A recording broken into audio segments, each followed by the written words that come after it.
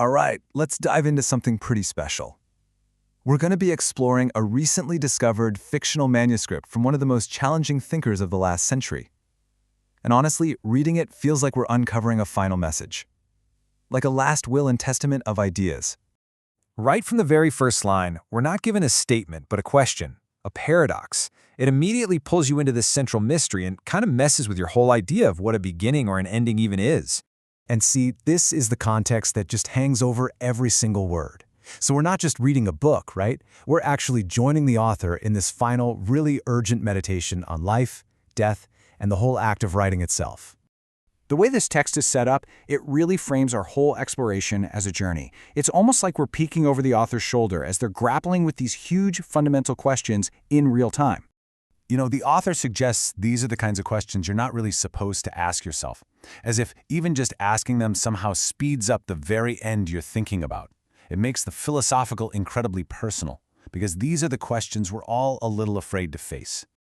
Okay, so let's get into the absolute core obsession of this manuscript.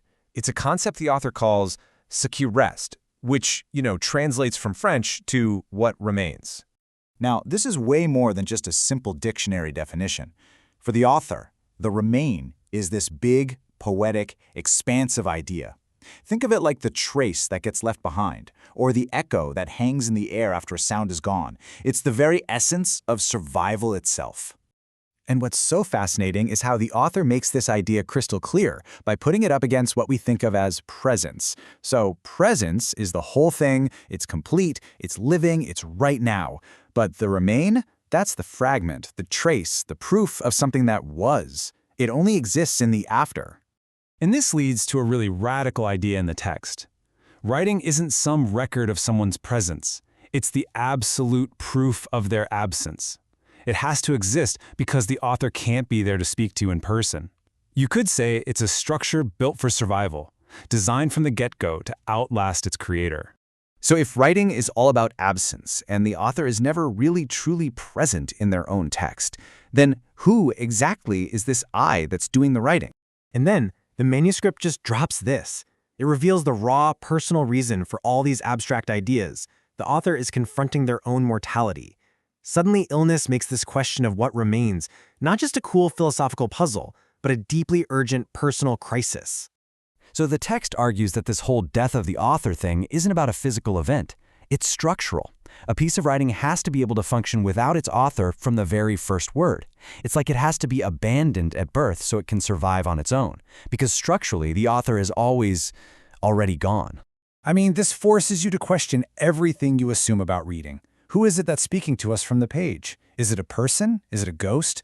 Or is it maybe just the structure of language itself, carrying the trace of a life that was once there? This brings us to a really important point. Our relationship with all the people who came before us. The thinkers, the artists, our loved ones. If all we really have are the remains of the past, then our main job becomes one of inheritance. But the manuscript is clear. Inheritance is not some passive thing. It's an active, difficult, almost violent process. The author claims that to be truly faithful to what you inherit, you have to risk betraying it. You have to transform it, give it new life. You can't just stick it in a museum and leave it there. The author shows how we're all, in a way, inhabited by the ghosts of those who shaped us. We carry their specific traces inside us. We become, as the text says, a house of the dead, a dwelling for the memories and ideas and even the little mannerisms of those who came before. And what this means is that we're living in this constant, unresolved tension with the legacies we carry. Mourning doesn't just end. We can never fully let go, but we can't only hold on either. We have to learn to exist in that impossible middle space. And then, in its final moments, the manuscript does something incredible. It turns its attention away from the past and speaks directly to its future reader. It speaks to us, and the tone becomes incredibly intimate. And just like that, everything abstract becomes deeply personal. The author is bequeathing this entire intellectual and emotional journey directly to us. The text isn't just about remains anymore, it is a remain, one that's been left for us to find. And here it is, the ultimate takeaway. This text isn't an ending, it's an invitation for us to continue the work.